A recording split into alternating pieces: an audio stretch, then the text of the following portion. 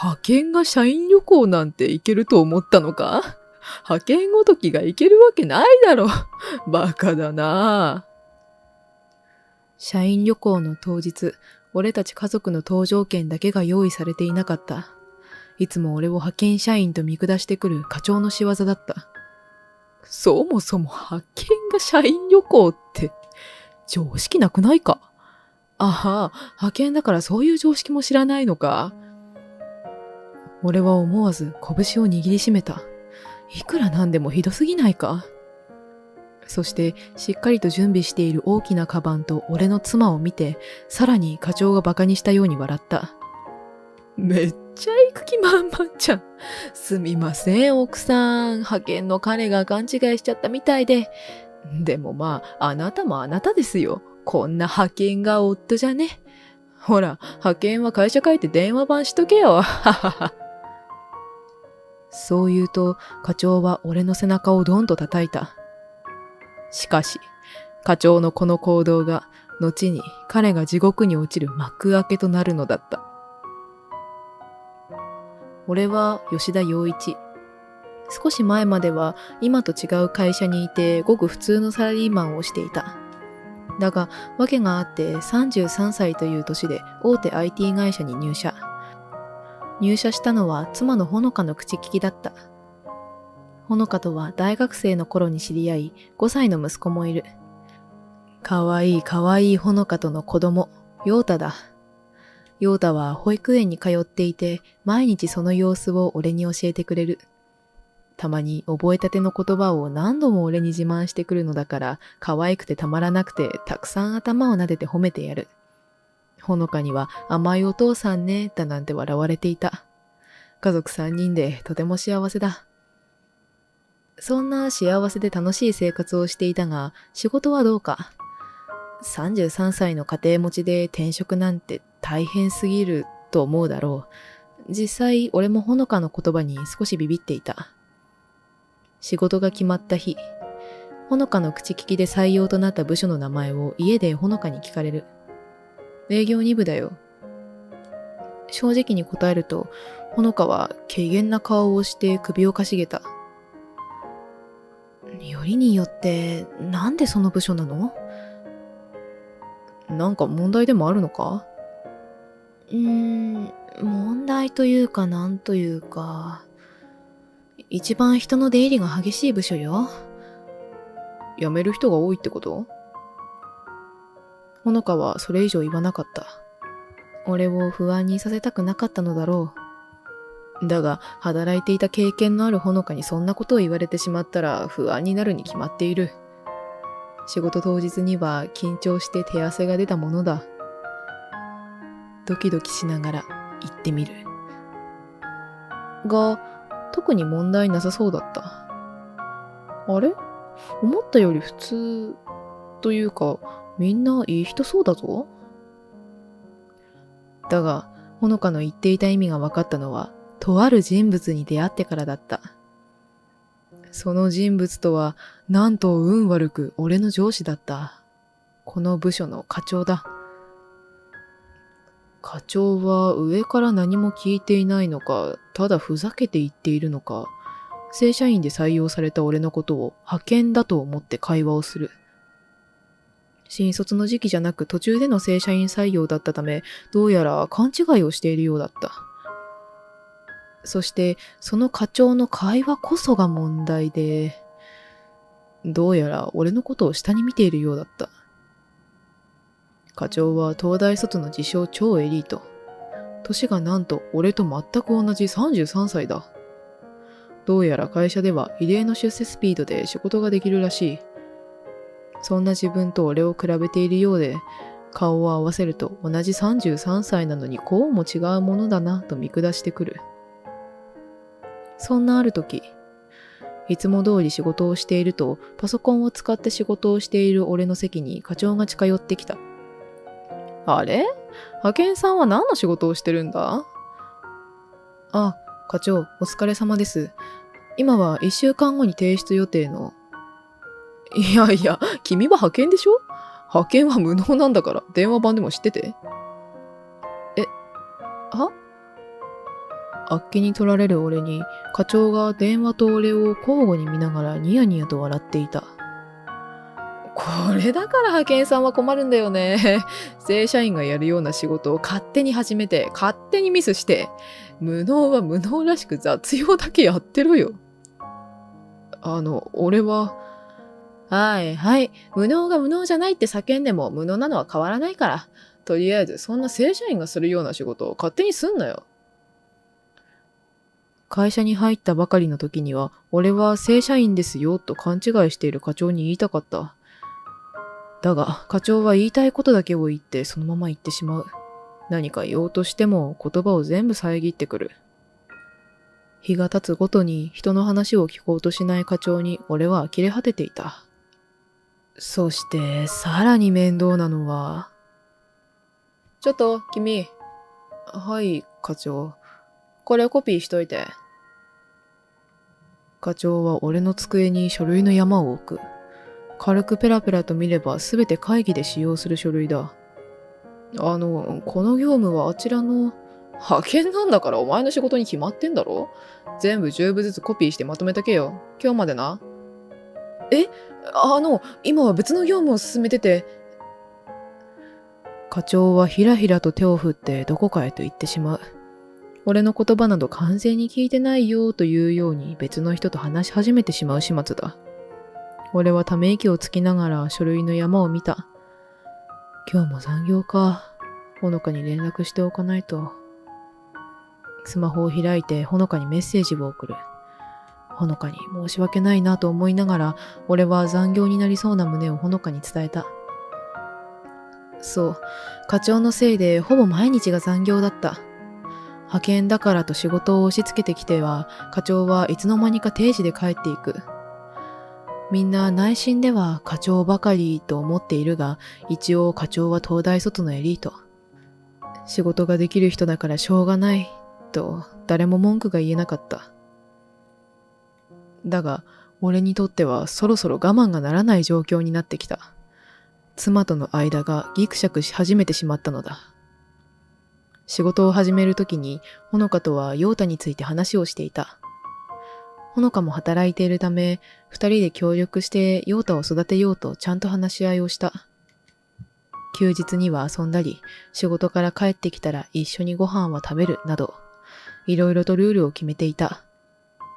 特に陽太の保育園に関しては、お迎えに行くのは順番でという約束をしているところだった。だが、俺はずっと残業が続いて、陽太の保育園のお迎えになかなか行けていない。ずっと妻にお願いをしていた。いつもごめんな。家に帰って陽太のご飯の支度をしているほのかに謝る。ほのかも仕事で疲れているのか少しイライラしながらため息をついた。私も仕事してるのよ。本当にごめん。でもあの部じゃね。しょうがないわ。ほのかは俺の部署についてあまりいい印象がないようだ。きっと課長のことを知っているからだろう。だがずっとほのかに甘えているわけにはいかない。俺だって陽太の父親だ。陽太のためにもほのかのためにも、俺は仕事だからと毎日残業ばかりで家庭をおざなりにしたくはなかった。課長が仕事を押し付けてくるなら、と俺は社内で業務を改善するシステムを作った。簡単なシステムではあったが、作業効率は格段に上がる代物だ。俺は課長に負けずに仕事を早くできるように努力の方向を変えてみたのだ。これなら、こうして俺の残業は少しずつ減っていった。ほのかとも何度も話して家族の時間を作り、関係も少しずつ修復していった。そして思わぬ副産物が。ああ、吉田さん、あのシステムめっちゃ助かった。吉田さんのおかげで私も残業が減りました。ありがとうございます。なんと、周りの人の残業も少し減ったのだ。みんな業務の負担が減り喜んでいた。作ってよかったな。周りから感謝されて、俺は恥ずかしながらも嬉しかった。自分の技術がみんなの役に立ったなぁと実感できたから。だが、課長からは不評だった。残業が辛いだのなんだの。まったく、これだから出世なんて遠いんだよ。生意気ばっかり言って仕事もできない派遣で無能のくせに。どうやら部下が残業しないこと自体が嫌なようだった。今の時代、ノー残業デーなんて言葉もあるくらいなのに、課長は残業すべきという意見のようだった。結果、仕事の効率は改善したが、課長の怒りを買ってしまうことになったのだった。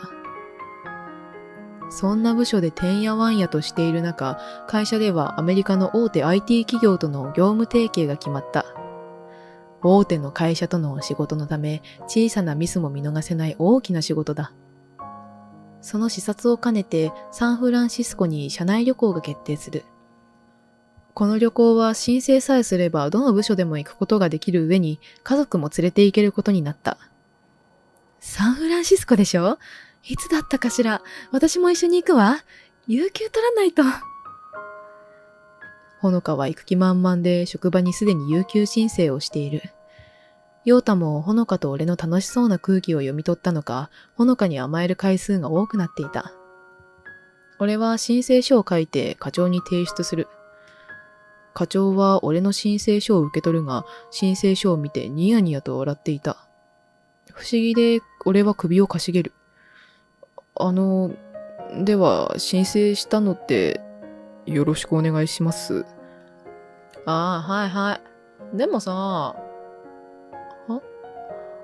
派遣も社内旅行なんて行けるんだっけ？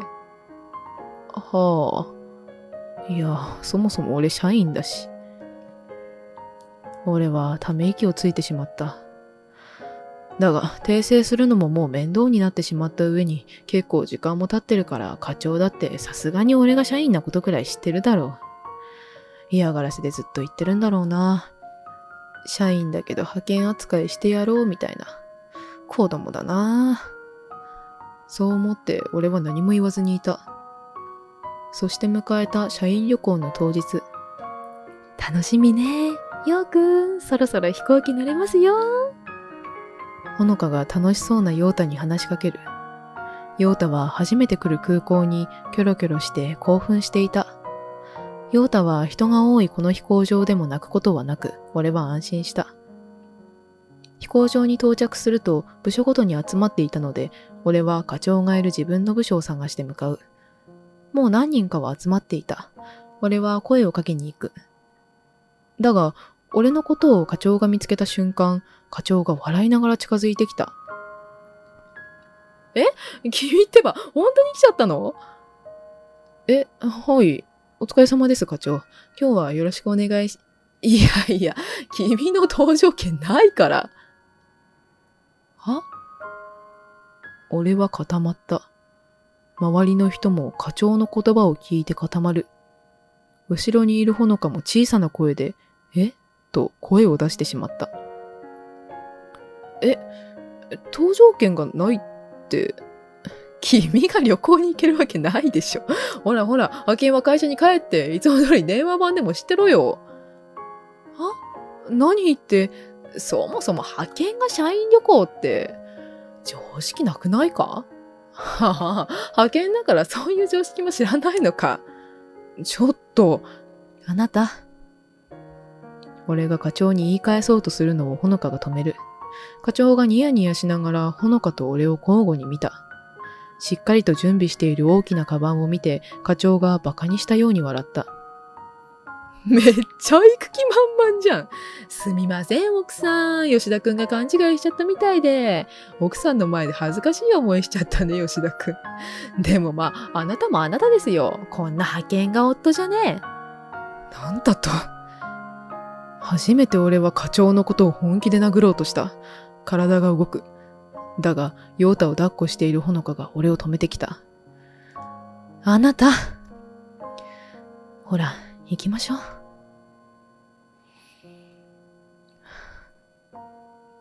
俺は大きく深呼吸してからその場を離れた。部署の人たちから見えない場所に移動して、俺はほのかに謝る。ごめん。俺のせいで。大丈夫よ。あの人は本当に。前に働いていた時に前からああいう人だと聞いていたの。まさかここまでするなんてね。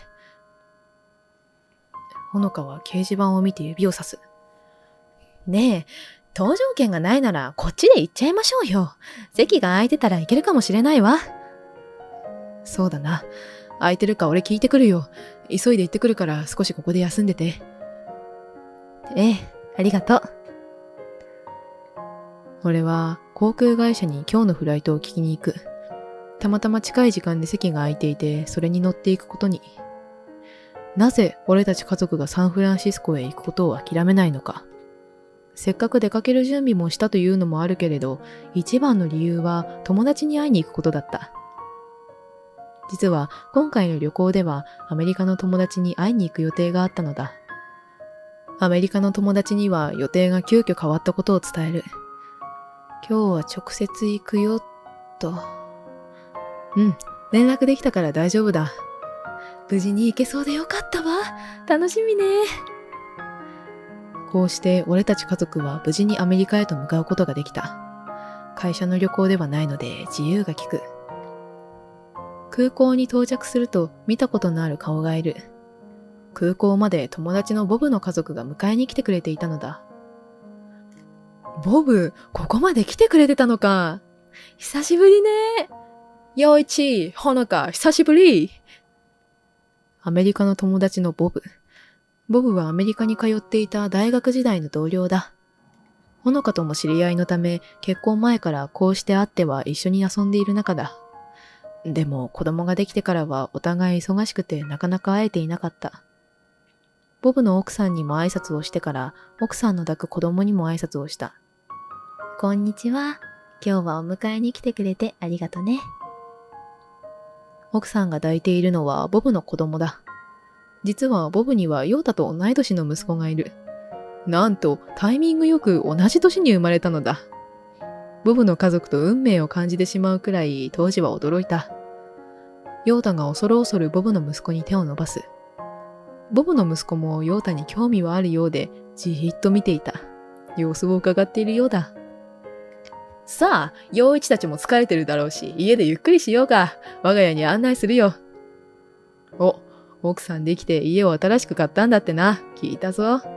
そうなんだよ。いい家だからきっと君たちも気に入るよ。ボブの家族とボブの家に向かう。本来は社員旅行でホテルもあったはずなのだが、社員旅行では行けなくなってしまい、ホテルはなかった。その話をしたら急だったのにもかかわらず、ボブは俺たちが泊まれるように部屋を用意してくれた。たくさんのご飯に温かいベッドまで準備してもらい、盛大に歓迎してもらって和気あいあいと楽しい時間を過ごした。ふと時間が経って横を見たら、ヨータとボブの息子が一緒に遊んでいた。子供たちは順応が早く、言葉が通じなくても仲良くなっていた。そんな子供たちを見ながら、ボブはふと思い出したかのように俺に聞く。そういえば、一体どうしたんだい？急に直接行くって連絡が来て、嬉しくて空港まで行っちゃったよ。でも、もともと会社の旅行だって聞いてたし。ああ、それが。俺はボブに一部始終を話した。課長に派遣だと思われていることや、普段されていること。社員旅行では申請書を出したはずなのに、搭乗券を用意してもらえなかったことも。Oh my god, crazy! そんなこと日本ではやるの？いや、やらないよ。俺もびっくりしちゃってさ。その人は本当に陽一が正社員のこと知らないのか？こんなに陽一は有能なのに？ありがとう。どうやら俺のことを本当に心配してくれたらしい。そして俺の話を聞いたボブは少しうなった後にいいことを思いついたとあることを提案してきた。で、どうかな？ほのかと俺は同時に驚く。ボブは面白そうだと笑いながらどうかなと何度も聞いてきた。隣にいるボブの奥さんもうんうんとうなずく。俺はやってみたいけど、ほのかはどう？少し俺もワクワクしながらほのかに聞いてみる。ほのかは悩む。俺と陽太を何度も見て。ちょっと待って。少し時間をちょうだい。そう言ってほのかはその日の夕食の時間まで悩んでいた。そしてボブの家族と夕食を食べている時に、ほのかはたくさん悩んだ後、真剣にうなずいてくれた。俺はワクワクした気持ちでいっぱいだった。翌日、ボブと一緒にある場所に向かった。それはボブの会社だ。会社に到着してボブと一緒に入っていく。会社の中で俺は見たことのある面々を見つけてボブと一緒に近づいていった。視察のために来ている社長と課長たち数名だ。ああ、ボブさん。こんにちは、皆さん。今回は私の会社のために遠くから視察に来てくれてありがとうございます。いやいや、こちらこそこのような機会をいただけて。社長がボブにヘコヘコと頭を下げる。そう、ボブの会社は俺が働いている会社と業務提携をする予定の大手 IT 会社だ。そしてその会社の社長がボブなのだ。そんなボブの横に俺が行くと課長が驚いて俺を見た。お前なんでこんなところに、自費でこんなとこまで来たのか？まったく金魚の糞みたいにどこまでもついてきやがって。今大事な話をしてる最中なんだからさっさと帰れ！課長が俺の腕をつかむ。ぐっと引っ張られたが、俺は力強く引っ張り返して課長の手を振り払った。おい！焦る課長に社長が機嫌な顔をする。なぜここに？君はアメリカに来られないと課長から聞いていたのだが。社長が課長を睨む。課長が冷や汗をだらだらと流しながら、しどろもどろに、いや、と言い出す。吉田がですね、自分からアメリカ旅行には行けないと言っていたのですが、なんだか家庭の事情で。苦しい言い訳が始まる。すぐにわかるような嘘をつき始めていた。どうやら課長は勝手に嘘をでっち上げて、俺が旅行に来れないと社長に伝えていたようだ。その場にいる全員が大きなため息をついて課長を白い目で見た。彼が今ここにいるのはまさにその人のせいだと私は聞いております。彼はしっかりと申請書を出したが、そこにいる人が彼の申請書をちゃんと提出しなかったようですね。こちらの会社は書類の提出の確認をしないのですか？大変申し訳ございません。お見苦しいところを。社長は頭を下げっぱなしだ。その横では真っ青になった課長が頭を下げながらも俺をきつい目で睨んでいた。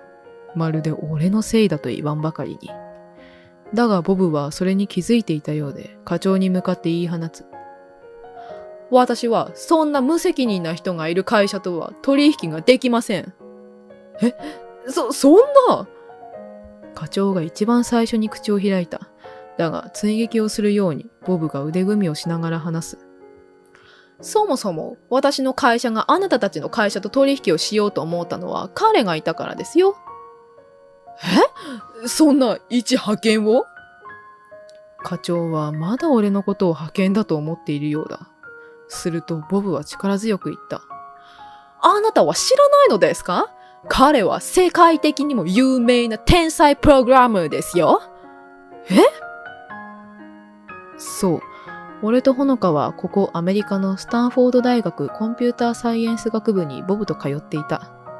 ほのかは帰国後就職の道を選んだが、俺は自分で会社を立ち上げて世界中のハッカーから日本を守る独立社団法人を運営していた。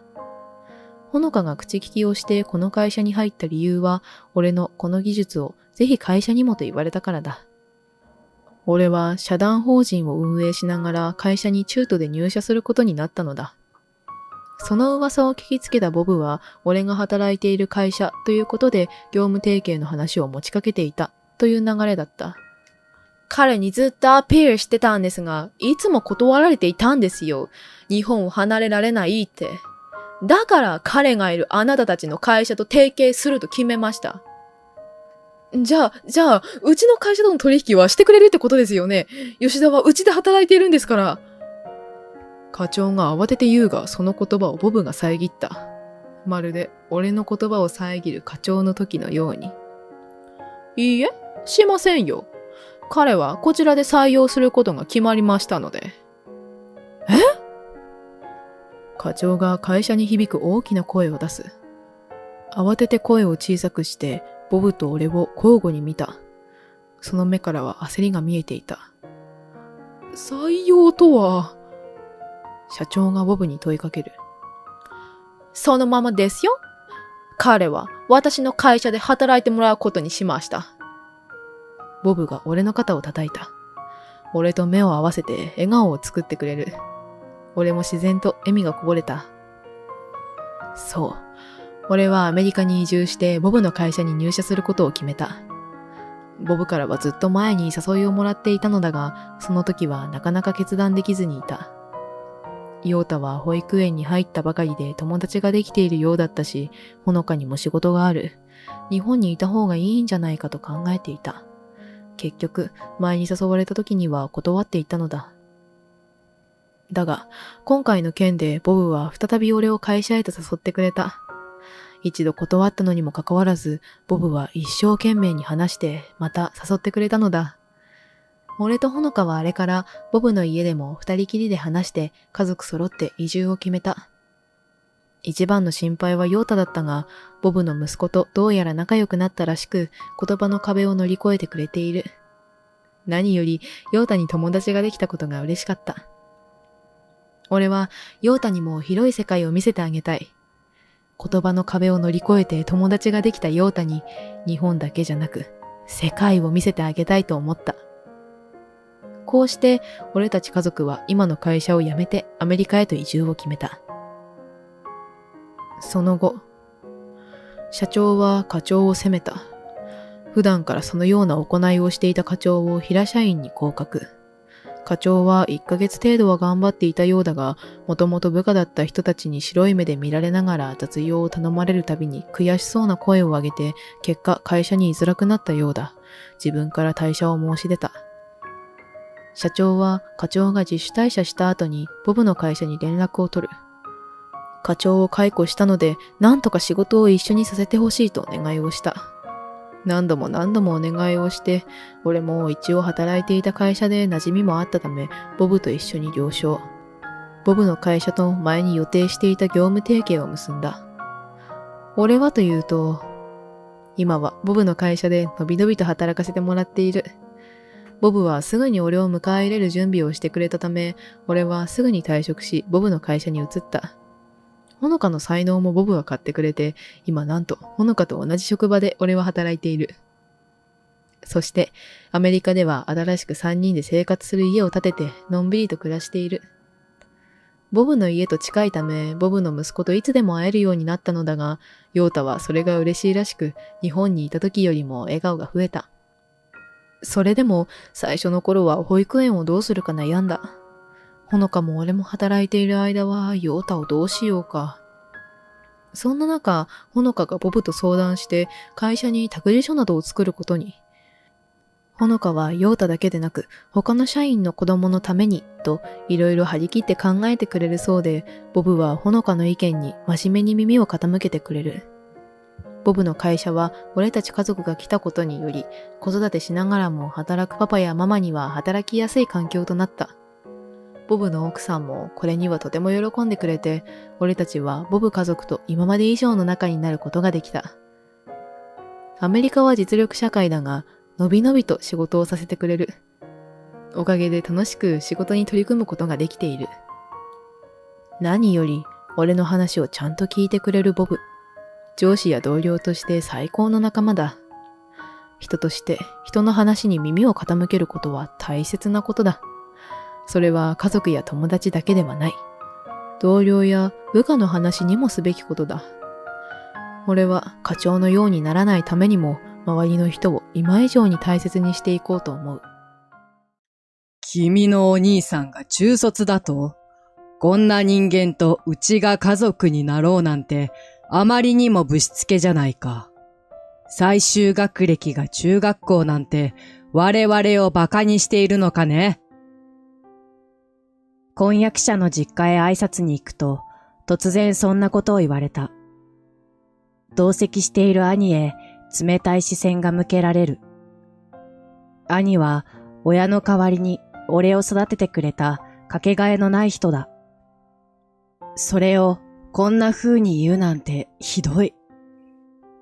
そもそもご両親はどうされたんだ？両親は健在ではあるんですが、言葉を濁す俺に彼女の父親は鼻で笑う。その様子だと、兄弟ともども捨てられたか。いずれにせよ、君の両親もお前たちもろくな人間じゃないんだろう。貧乏人どもめ。そんな人間を身近に置きたくないんだよ。結婚は認めないし、金輪際関わらないでくれ。金輪際？ああ、そうだ。お前らみたいなクズと同じ空間にいると思うだけで、虫唾が走る。うちの娘をたぶらかしやがって、もう二度とうちに関わるな。いいな。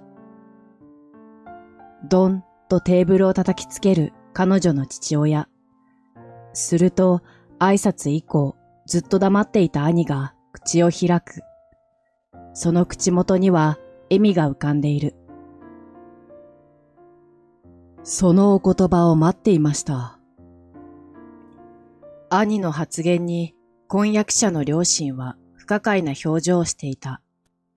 しかし彼女の両親はその後の展開に顔を青ざめさせどん底へと落ちることになる。俺は白井翔。運送会社を経営している両親のもとに生まれた三人兄弟の次男だ。両親の話が周囲に知られるたび、親が社長なんてすごい、金持ちじゃん、ともてはやされていたが、俺の生い立ちは誇れるものではない。社長をしている父親とその秘書の母親、仕事の忙しい両親は外面こそいいが、家では子供に無関心。ほとんど育児放棄と言ってもいいほどに、俺たちへの態度は到底家族とは思えないものだった。家には兄弟しかいない。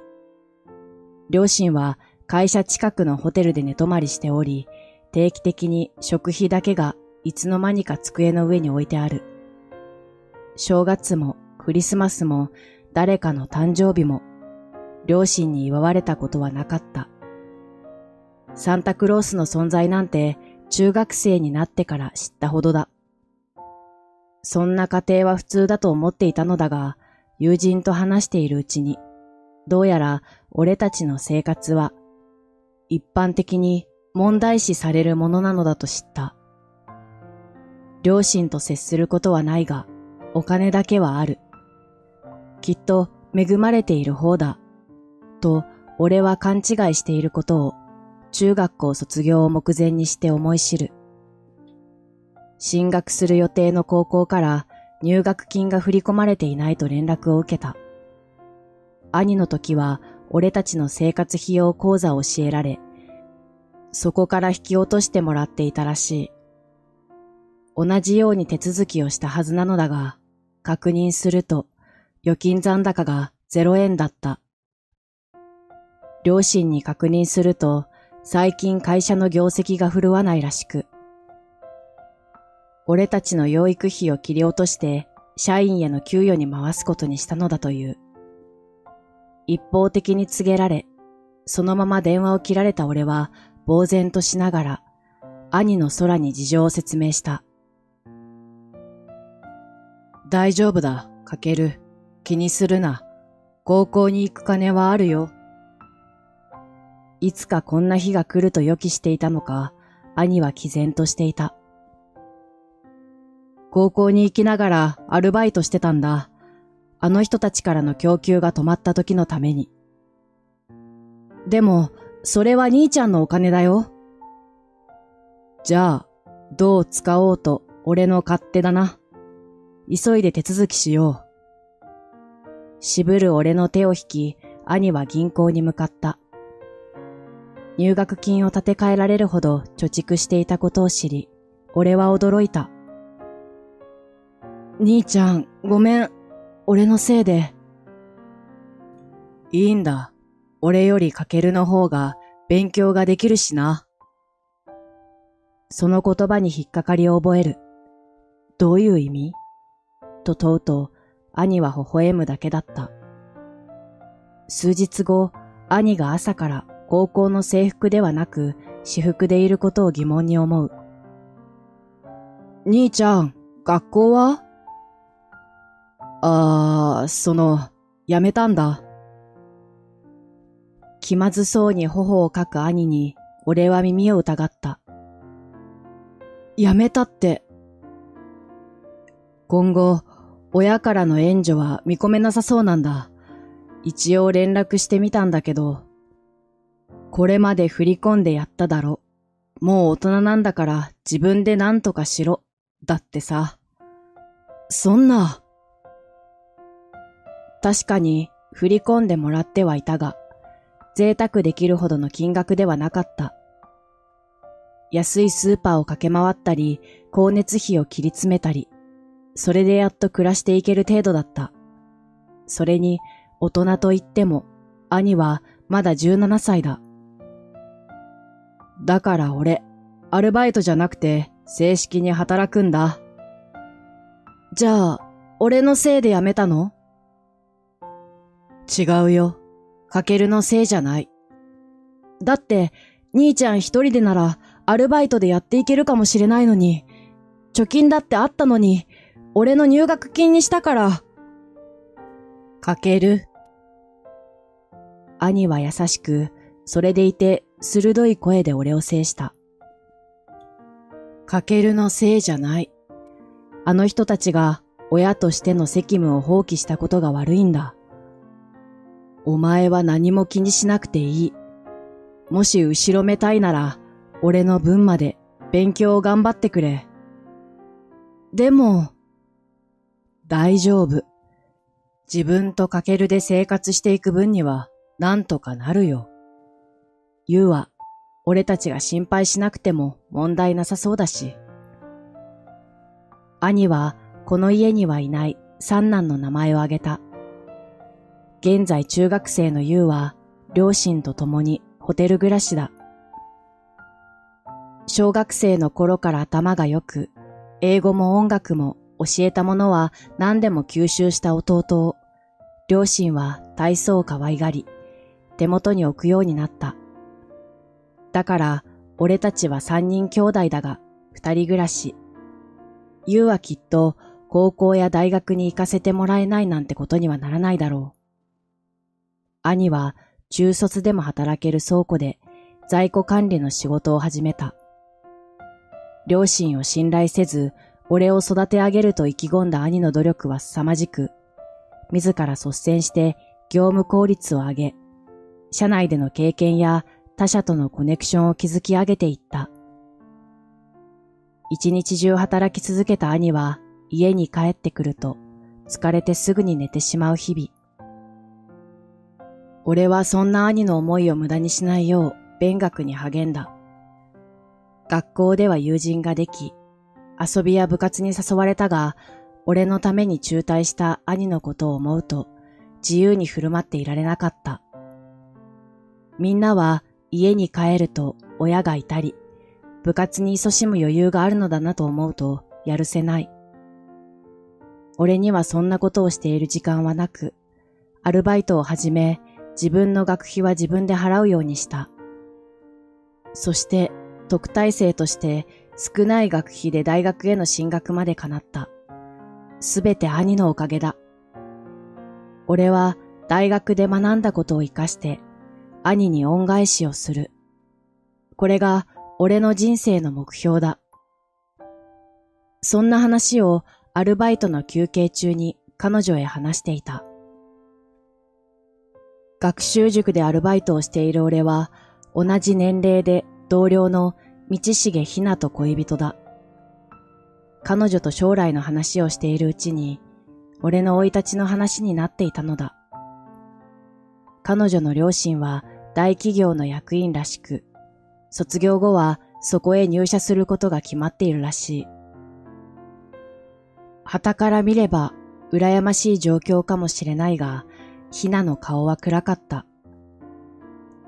彼女は本当はやりたいことがあるのに、親の会社は全く関係のない業種なのだそうだ。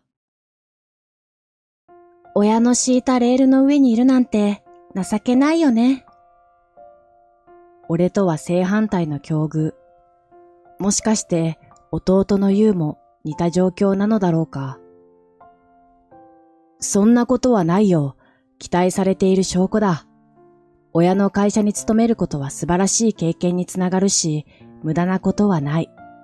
でも、人生は一度きりなんだから、後悔はしてほしくないな。うん、ありがとう。結局、ひなは大学卒業後、父親の会社に入社した。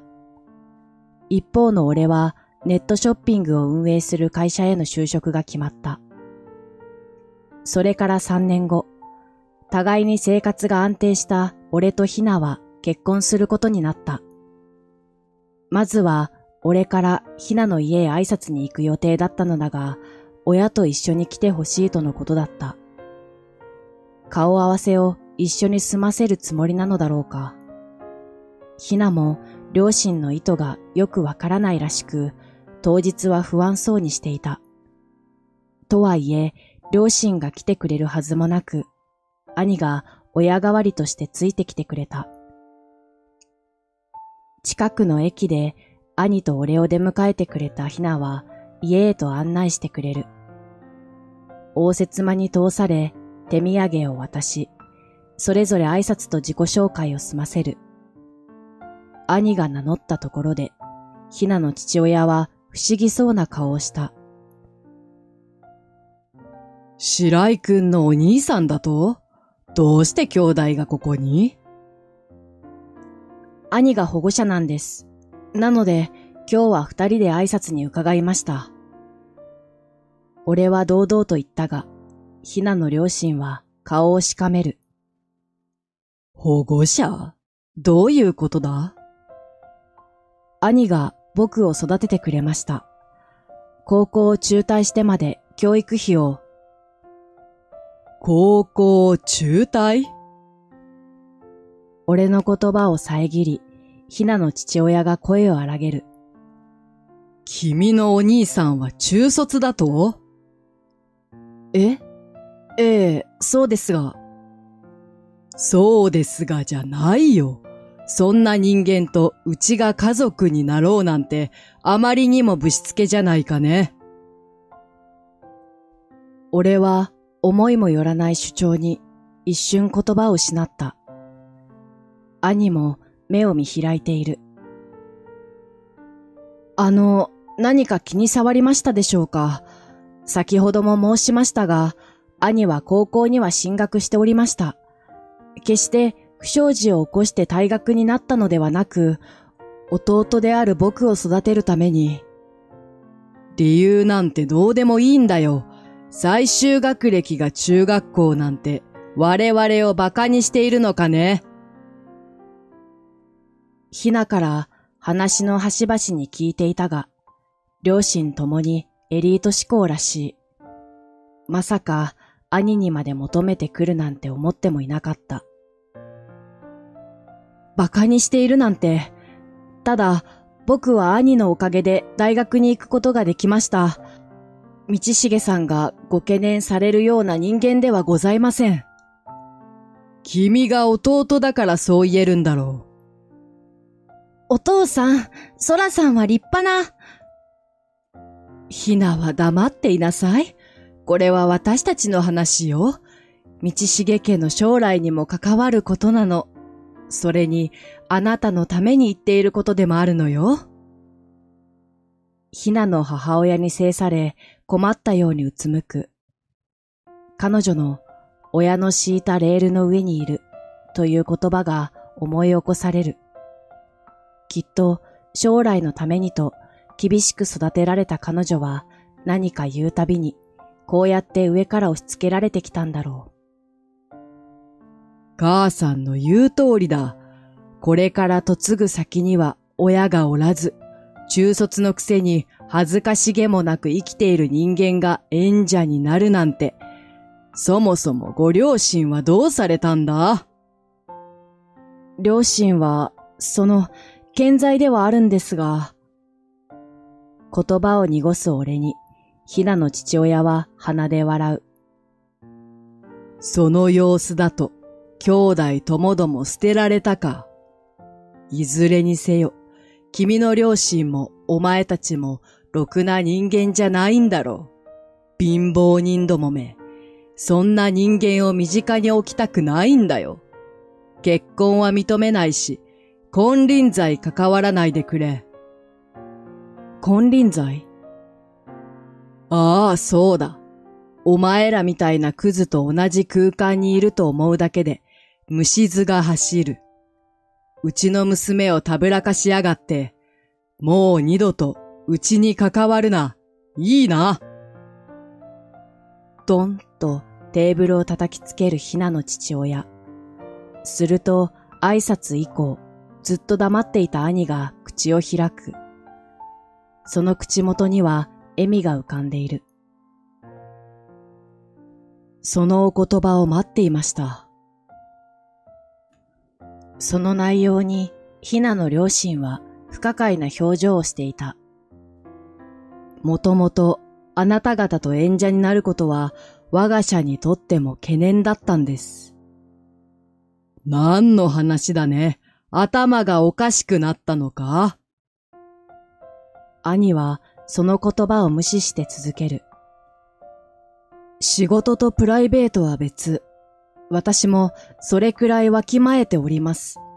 私は何よりも弟を大事にしております。きっと私の存在を懸念されるとは思っておりましたが、縁談がうまくいけばよいと我慢するつもりでいました。でも、やはり私はあなた方を受け入れられない。そして、あなた方も金輪際関わるな、と言ってきた。これで堂々と契約破棄ができます。契約破棄？我々があなた方に関われないということは、来月締結予定の御社と桜ネットショッピングとのパートナー契約も破棄ということでよろしいと解釈させていただきます。何？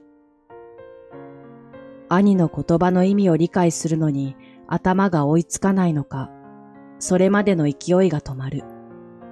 少しして兄が続けた。道重さんは白井運送会社の営業部長ですよね。うちの営業部がお世話になっています。どうしてそれを、うちの営業部？パートナー契約ってまさか。代表取締役社長の名前を知らないとは思いもしませんでした。苦笑いする兄は大手ネットショッピングサイトの社長をしている。今話題に上がったパートナー契約とは、うちの会社の運送の4割を白井運送会社に依頼するという内容だ。そして、その白井運送会社こそ、てっきり、御社の白井社長から伺っているものだとばかり思っていましたよ。伺う？白井、そんな、じゃあ君たちは。はい、御社の社長の息子です。貧乏で、中卒ですが。いや、まさか。いえ、いいんですよ。うちの両親をろくな人間じゃないとおっしゃった件については、本人たちに伝えるつもりもありませんから。それは、実際にその通りだと思っているのだから別に気にしてはいないだろう。しかし、ひなの両親の顔は真っ青だ。そう、俺の両親は白井運送会社を経営している。ひなの父親はその会社の役員をしている。こちらは営業部を通して知っていたが、本当に彼らが把握していないとは思わなかった。兄は倉庫で在庫管理の仕事をしているとき、昔の俺たちのように両親の不在によって寂しい思いをする子供を減らしたいと、完全在宅のショッピングサイト会社を立ち上げたいと考えるようになったらしい。もともと中卒で仕事を頑張っていた兄は、信頼が厚く、当時の社長たちに協力してもらいながら独立した。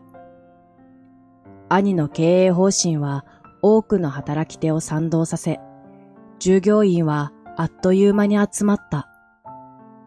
自宅で働くことで業務効率を上げる方法を試行錯誤し、売上も信頼度も上々。今やCM で名前を見ない日はない会社に成長した。俺も今は兄の会社で世話になっている。最近、両親が経営している白井運送会社とうちが仕事をすることになっていた。父親直々に兄の会社を支えるために、と取引を打診してきたのだった。見積もりは100億円程度だったでしょうか。まあ、道重さんが直接関わるなとおっしゃるなら仕方ありませんよね。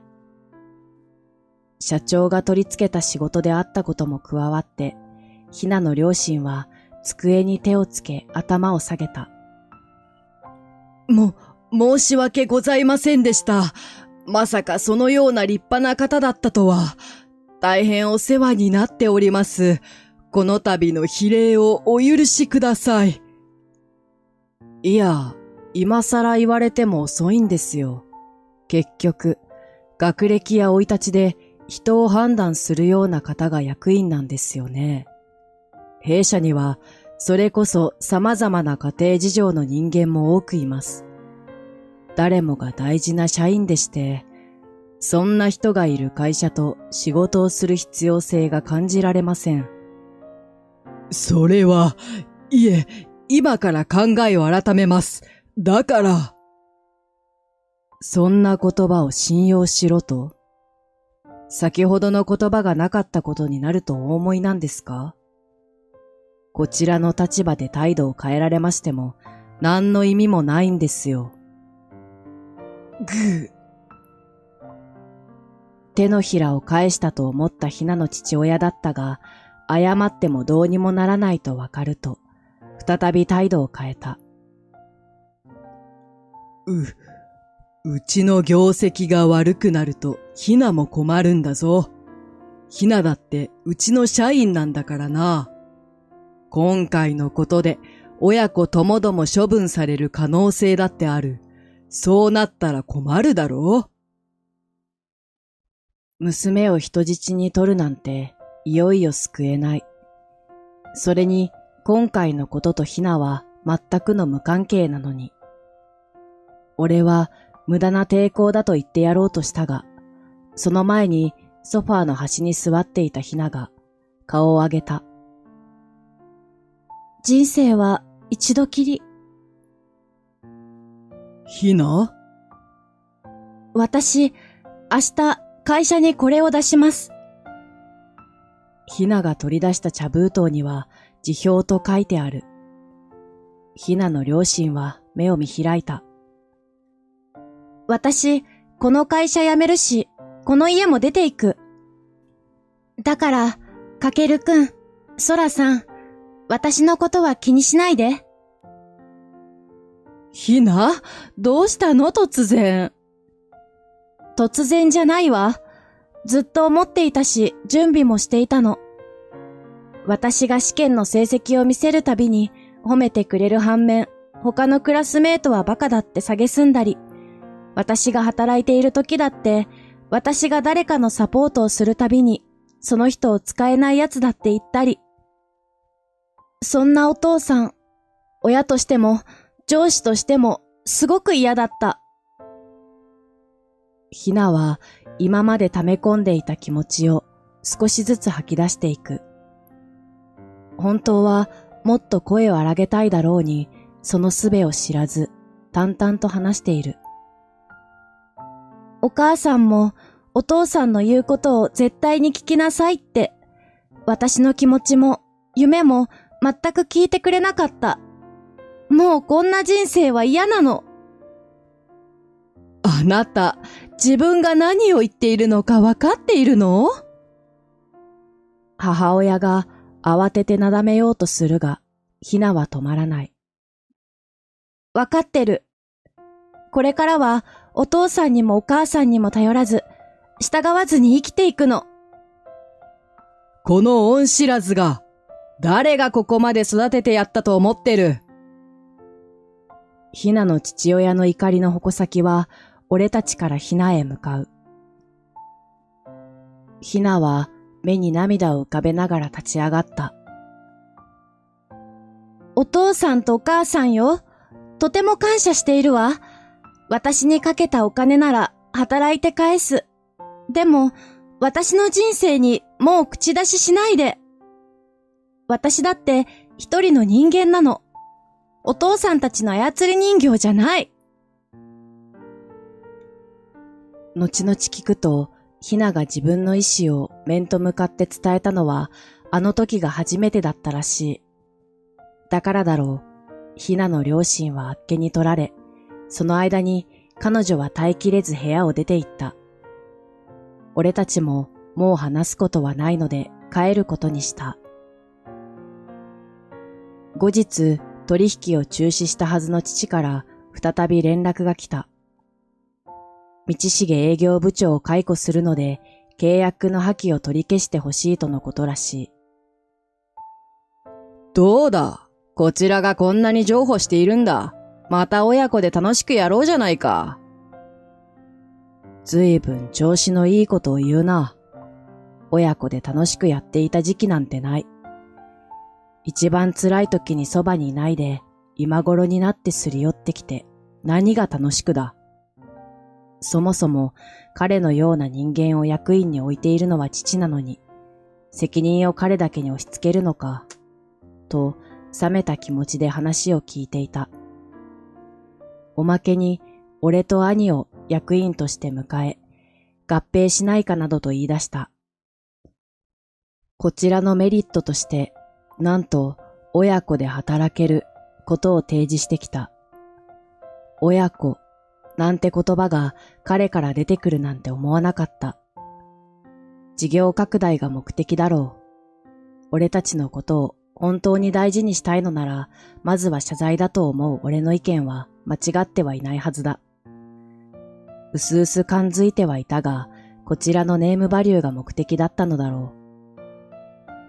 そちらに都合のいいだけの契約はしない、と兄はきっぱり断った。それでも食い下がる父に、兄は白井運送会社について知っている情報を告げた。業績の水増し、粉飾決算、株主総会での虚偽報告。何よ突然。電話越しに父親の焦り声が聞こえてくる。知っているんだよ、全部。まさかここまでやるなんて。言いがかりだ。そんなこと一度も。証拠はあるんだよ。そのうちそっちに調査員が行くと思う。実はひなからこれらの内部事情を教えてもらったのだ。自分では知っていても外に出す手段がないから俺たちが何とかしてほしいと。自分の両親も処罰されることになるが、両親がこれ以上悪事に手を染めるのを見てられないと訴えてきた。だから兄と俺で告発の準備をしたのだ。そんな会社とは取引できないと、今度こそ父との会話を切り上げた。そして、ひなからの情報と提示された証拠によって、白井運送会社は倒産寸前の状態になった。実際に悪事を働いた両親やひなの父親、他の役員たちは告訴され、会社の運営どころではなかったのだが、立て直しを試みたのが弟の優だった。彼自身はまだ平社員だったため、両親が罰則を受けても直接の影響はなかった。そして親の責任を取って残った役員や社員たちに奮起を呼びかけた。一生懸命会社のために働いていた人たちを路頭に迷わせないために、各所に一連の謝罪をしながら信頼回復に向けて奔走していると聞く。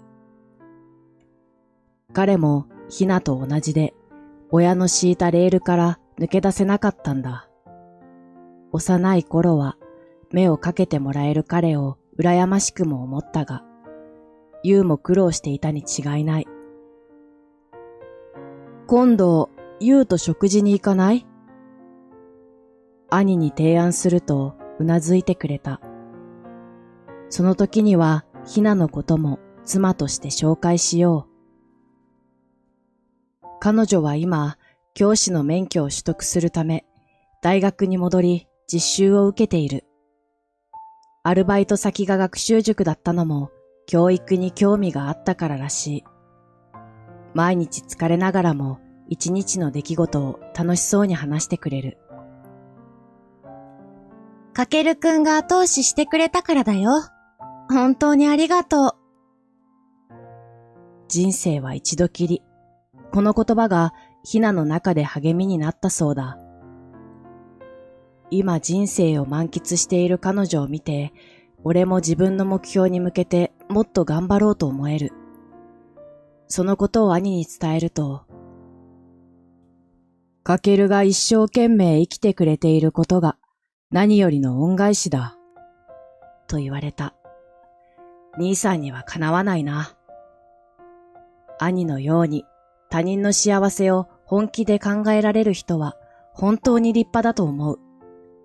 自分の境遇を受け入れ、俺や社員を信頼し、みんなを大事にできる兄を心の底から尊敬している。俺も兄のように誰かのためになれたら、そう思うと心が温かくなるのを感じるのだった。近寄らないで。この変態。はだけたシャツの胸元を隠した女性は、思い切り俺を突き飛ばした。私の胸を触っていたわ。違いますよ。俺は、6年ぶりに実家へ帰ってくると、畑には見慣れない女性がいた。彼女はいきなり目の前で倒れて、俺は彼女を助けようとしただけなのに、弁明も虚しく、俺は意識朦朧の女性を触っていた痴漢男にされてしまった。何をしている？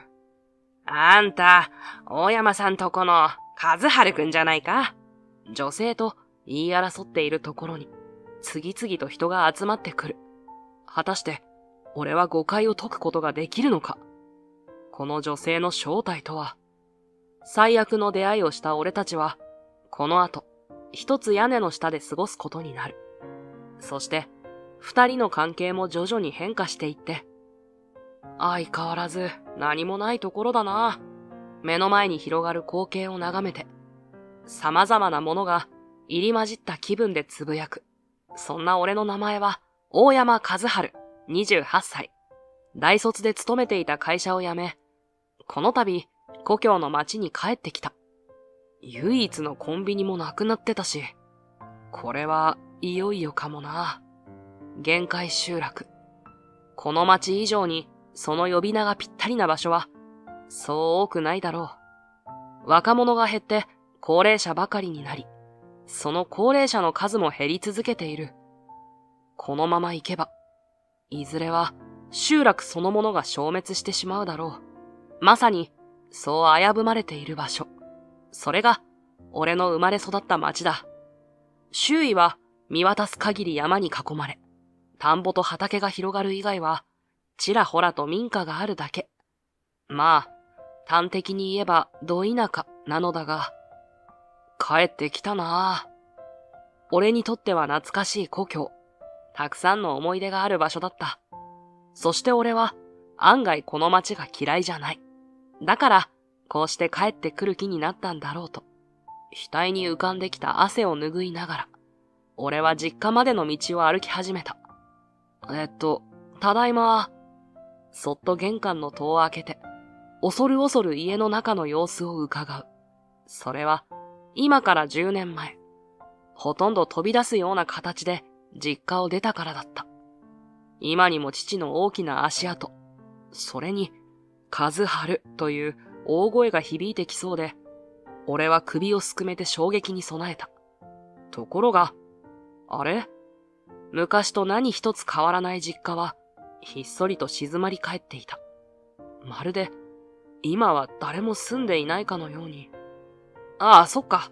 この時期は。それなら、今は畑にいるはずだと、俺は実家の裏に回った。大山家は、先祖代々、細々と続いてきた個人経営の農家だ。実家から5分ほど歩いたところにある畑で、両親は野菜を作りながら、俺を育ててくれた。ああ、いたいた。え？畑に到着すると、人影が見えたので、てっきり父が草むしりをしているのだと思った。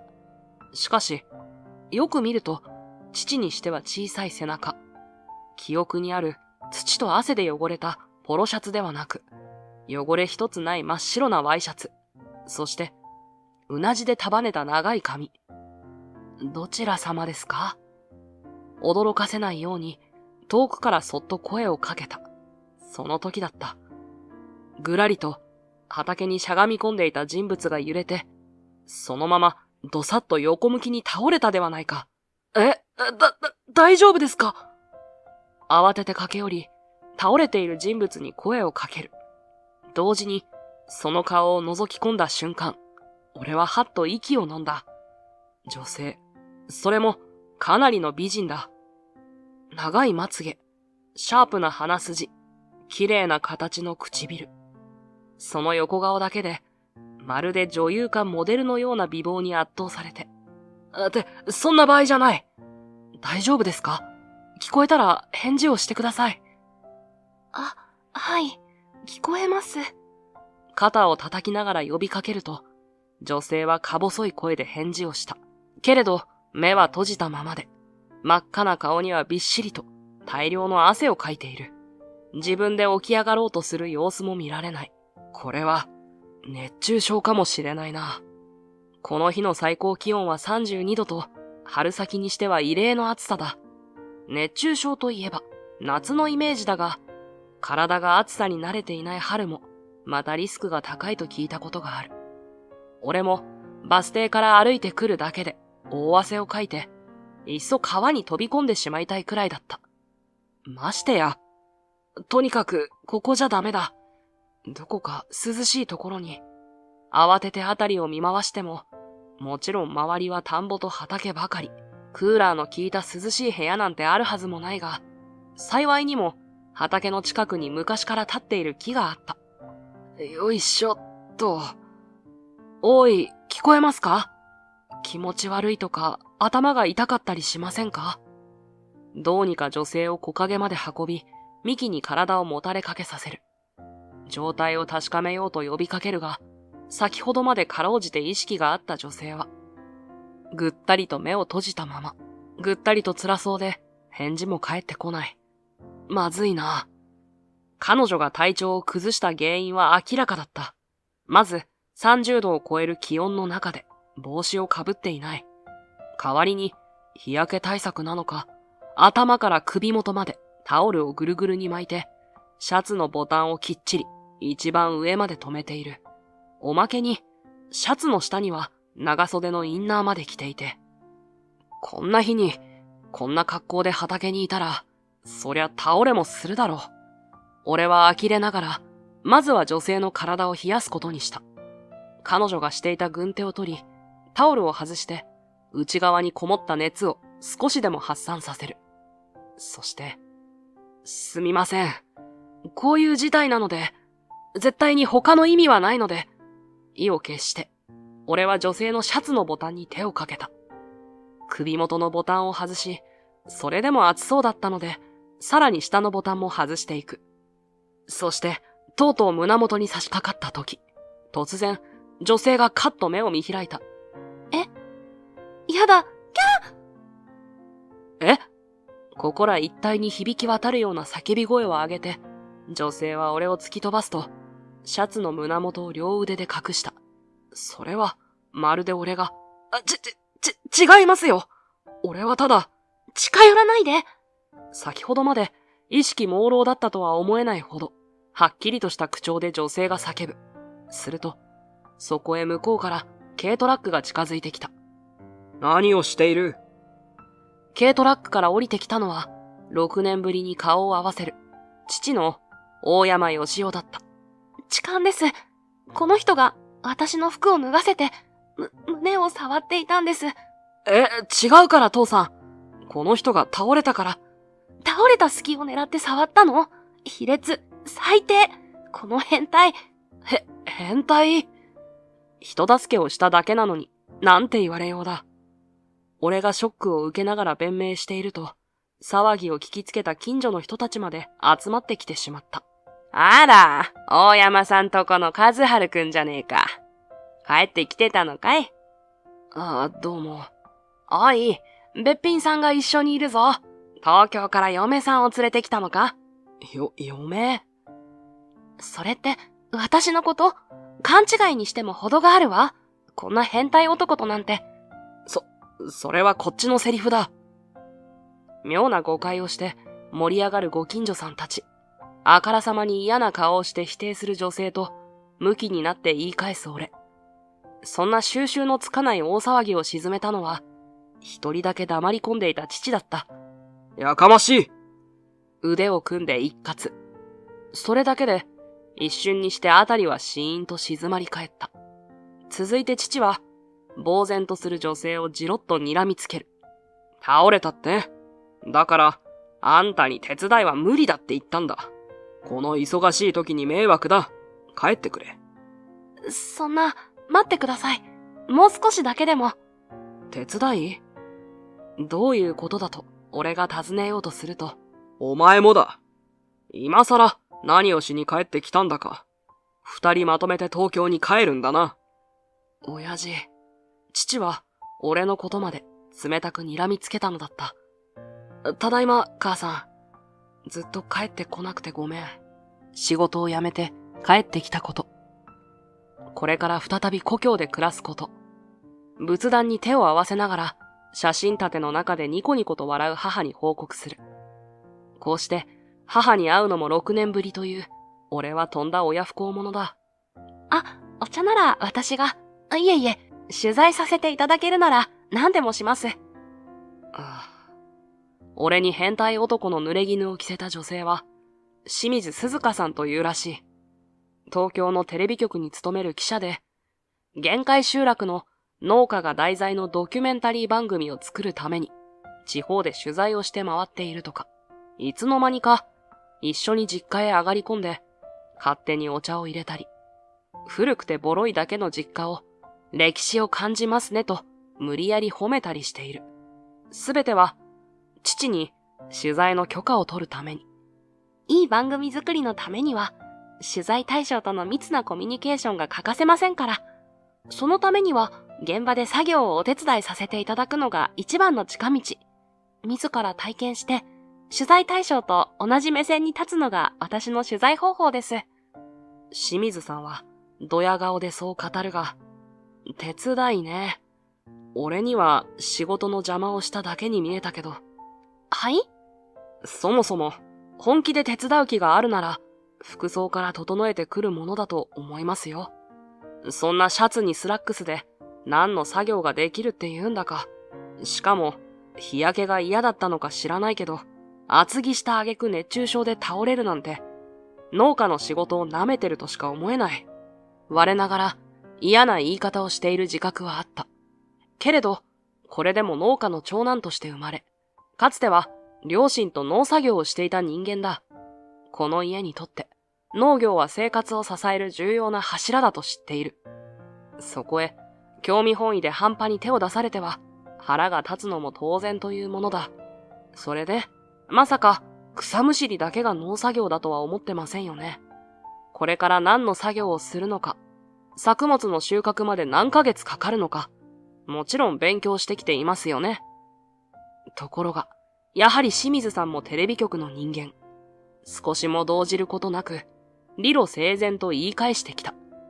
そういうあなたは、私にどうこう言える立場かしら？は？ご近所の方に少し伺ったけど、この家の跡継ぎに生まれながら、上京して以来ほとんど帰ってこないままだったとか？それって、家業を捨てたも同然じゃないかしら。あんたに何がわかるんだ。それだけは同意見だな。親父まで。むすっとした顔で腕組みしていた父が、ここでようやく口を開いた。そして、こちらをまっすぐに睨んだまま問いかけてくる。お前は何のために帰ってきたんだ、と。それは、父の鋭い眼光は、嫌でも12年前の記憶を呼び起こしてくる。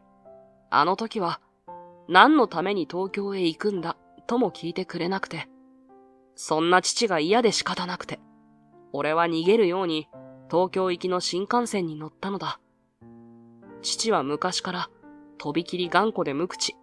おまけに家族より畑を優先する仕事人間だった。俺の進路で対立した時も、父の頭にあるのは畑のことだけだった。東京に行く？バカを言っとらんで、明日の収穫に備えて寝ろ。だから、手伝わないって言ってるだろうが、明日は模試なんだよ。何が模試だ。東京の大学なんぞ受かるか。ろくに畑仕事もできんやつが。東京行きには最後まで大反対だった父。それは、俺が長男で、一人っ子で、唯一の跡継ぎだったからだが、俺の方は、だからこそ、東京に行く決意をしたことは、母だけが知っていた。理由を正直に説明すればいいじゃない。きっと、お父さんも喜ぶわよ。どうせ聞く耳を持たないって。あの人は、息子より畑の方が大事なんだから。俺は父と和解しないまま、実家を飛び出して、東京の大学に進学。やがて、農業用機械を開発、販売する大手メーカーの内定をゲットすることができた。しかし、実家から突然の知らせを受けたのは、その直後だった。母さん！慌てて実家に帰省したが、結局、母の最後に立ち会うことはできなかった。いつも、父との間を取り持ってくれて、俺が東京にいる間も、こっちは任せて、あんたは後悔しないように勉強しなさい、と励ましてくれた母。父には内緒で、自分の貯金から大学の費用も4年間援助してくれた。そんな母が、心臓を悪くしていたことすら、俺は知らなくて。ごめん、母さんごめん。畑に行ってくる。おい、こんな時まで家族より畑かよ、親父。なら、誰が実った野菜を収穫するんだ？ああ。俺は何も言い返すことができなかった。母の葬儀を最後に、もう父しかいない実家に帰ることは一度もなく、父とは疎遠のまま、大学を卒業して、東京で就職して、その仕事を辞めて、こうして今日、6年ぶりに帰ってきてみれば、父は何も変わっていないどころか、かえって頑固親父ぶりが増していた。やっぱり、帰ってこない方が良かったのかと。俺は少し選択を後悔したのだった。ふん？何があったかは知らないけど、要は逃げ帰ってきたのね。大方、仕事がうまくいかなくてとか、都会の生活に疲れてってところでしょうけど。なあ。畑での一件を根に持っているからだろうか。清水さんの言葉には、やたら俺に対するトゲがあった。何も知らないくせに。俺はカチンと来て、こちらもわざとトゲを混ぜて言い返した。そっちこそ、さっきの様子を見る限り、あんまり仕事ができるようには見えないな。あ、みるみるうちに清水さんの顔が真っ赤に染まる。どうやら図星だったらしい。ええ、そうよ。どうせ私は容量が悪いし、何か秀でた特技があるわけでもないし、学歴も大したことない。どうせ失敗ばかりの万年アシスタント記者よ。誰が見た目だけは仕事できそうに見える女ですって？いや、そこまでは言ってないけど、絶対に今回こそ結果を出して、馬鹿にする会社の連中を見返してみせる。そのために、無理を言って取材を引き受けてきたんだから。さっき畑でミミズを見たときは気が遠くなっちゃったけど、あれくらいじゃ諦めない。だって、すべてをこの企画にかけてるんだから。だから何を言われようと、絶対に帰りませんから、と、ちゃぶ台を乗り越える勢いで、父に詰め寄る清水さん。その途端、父は俺が生まれてから初めて見せる表情をした。考えておく。呆れたような、罰が悪いような顔をして、父は茶の間を出て行った。ありがとうございます。とても嬉しそうに顔を輝かせる清水さんを見て、俺は、よな。いや、なんでも。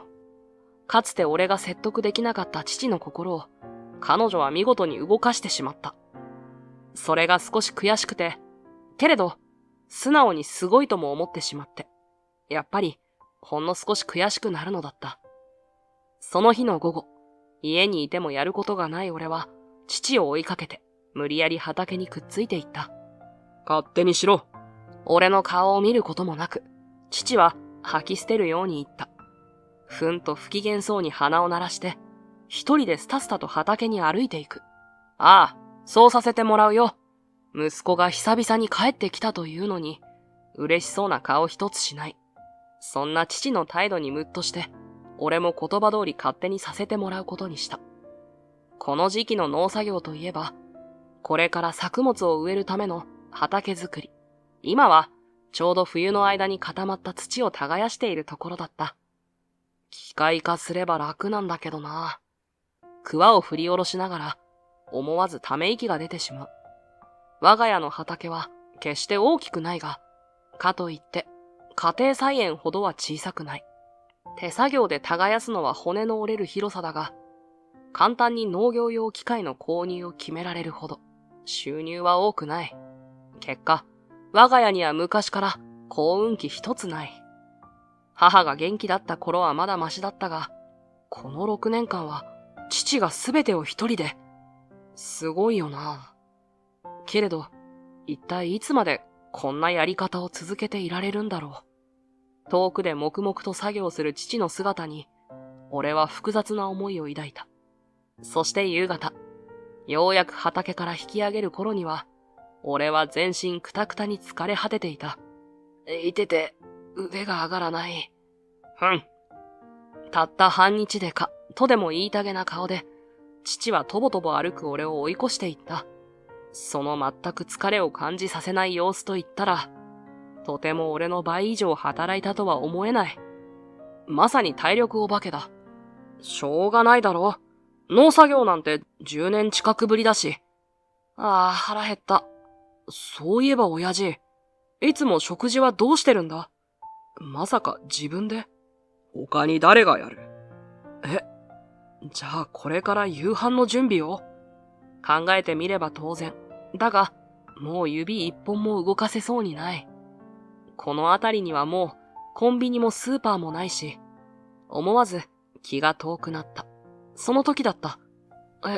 この匂いって。それは、ずっと嗅いだことのなかった匂いだった。どうやら家の中から漂ってくるらしい。思わず懐かしい気持ちになって、俺は引き寄せられるように台所へ。すると、母さん？コンロの前に立って、味噌汁の匂いがする鍋をかき混ぜている。エプロン姿の女性。俺の声に手を止めて、こちらを振り返る。それは、日中車でどこかに出かけていたはずの清水さんだった。お台所を借りているわ。もちろんお父様の許可を得て。で、ここで何を？見てわからない？お夕飯を作っていたのよ。あなたじゃなくて、お父様のためだけど。彼女の口調には、まだ俺に対するトゲはあったが、それも気にならないほど、俺の目はダイニングテーブルに釘付けだった。大きな皿に山盛りの唐揚げ。色とりどりの具材がたっぷり入った野菜炒め。つやつやとした照り具合が食欲をそそる。里芋とイカの煮物。そんなまだ湯気が立つ料理の数々がずらっとテーブルに並んでいたのだ。隣町のスーパーで食材を買ってきたの。それからって聞いてるの？すげえうまそう。そうって、だからあなたのために作ったんじゃ。清水さんの言葉は俺の腹から響いた大きな音にかき消された。俺たちは自然と顔を見合わせて、ほとんど同時にお互い表情を緩ませた。いいわよ、あなたも食べて。いいんですか？ええ、午前中のお礼。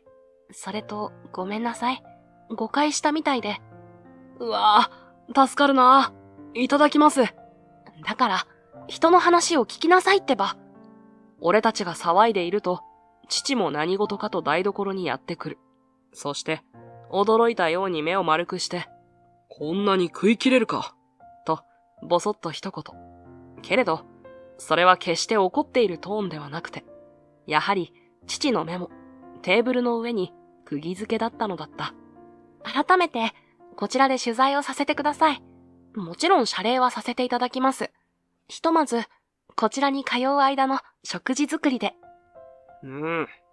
夕食の後、清水さんは畳に手をついて、父に頭を下げた。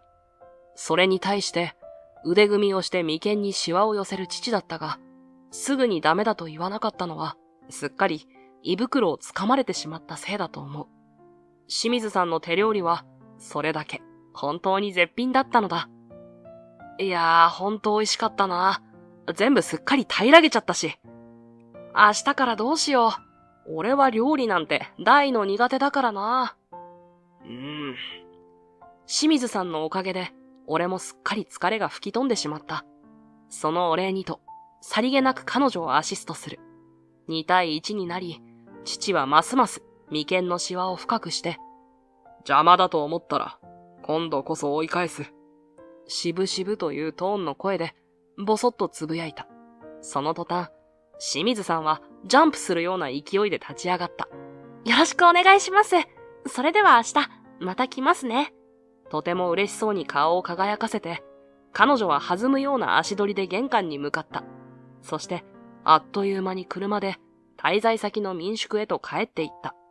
そんな、せわしないほどの元気さ。それに、料理の上手さは、なんだか、ちょっと母さんに似てるな。苦笑いしながら父の方を見る。しかし、父からの返事はなかった。なんだよ、まだ怒ってるのか？出て行ったこと。よく平気な顔で帰ってこれたものだ。なんだって？カチンと来て、思わず俺も喧嘩腰になる。勝手に上京することになったのは、父が全く話を聞こうとしなかったせいでもあるのに、それきり、茶の間には沈黙が訪れ、とても気まずい空気が流れた。もう東京には戻らない。仕事を辞めて、マンションも引き払ってきた。畑を手伝いたいんだ。もう親父もいい年だろ？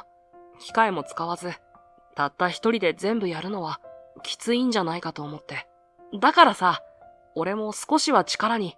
いらん。お前の助けなど。どうして？ここでようやく、父が俺の顔を見た。射抜くような鋭い視線を向けて、重々しい口調で問いかけてくる。野菜作りは、畑を耕して終わりではない。これから1年続く仕事を、お前は自分がやり遂げられると。そうだ。俺だってその覚悟で帰ってきたんだ。生半可な覚悟ならやめておけ。いくら天気が悪かろうと、体が辛かろうと、たとえ身内に万が一のことがあろうと、毎日必ず畑に出るんだぞ。それは、母を亡くした時のことを言っているのだと分かった。こちらにどんな事情があろうと、野菜は待ってくれない。そんな世界で、父はずっと生きてきたのだと。俺は農家の長男に生まれながら、初めて農業の本当の大変さに触れた気がした。そして、父の苦労にも。わかってる。俺は東京には絶対に戻らない。だって俺は、勝手にしろ。もう寝る。親父。俺の言葉を無視して、父は風呂場へ向かった。その背中に、俺はやりきれない思いで拳を握りしめた。生半可なんて、その程度の覚悟なわけがないだろ、親父。畑を手伝うことは許されても、思いを完全に伝えられたわけじゃない。それが悔しくて、歯がゆくて、ヘトヘトに疲れているはずなのに、この日はなかなか寝つけなかった。翌日、父は朝から容赦がなかった。昨日終わらなかった範囲をすべて耕すと、落ちている小石やゴミをすべて拾い、続いて畑全体に肥料をまいていく。この一連の作業をまだ暗い時間からノンストップで。昨日の疲れもまだ残っていた俺は、空が明るくなる頃には息も絶え絶え。対して、父は涼しい顔をして、少しも疲れた様子を見せなかった。すごいな、親父。俺なんてまだまだだ。当然だ。なんせ。一年中、一日も休まず畑に出てるからだろ。うん。一晩経っても、相変わらず父の態度はそっけないままだった。やはり、10年間の確執はそう簡単に解消できるものじゃない。けれど、開始から休みなく動き続けていた父は、ここでピタリと作業の手を止めた。そろそろ、一休みするか。いいのか？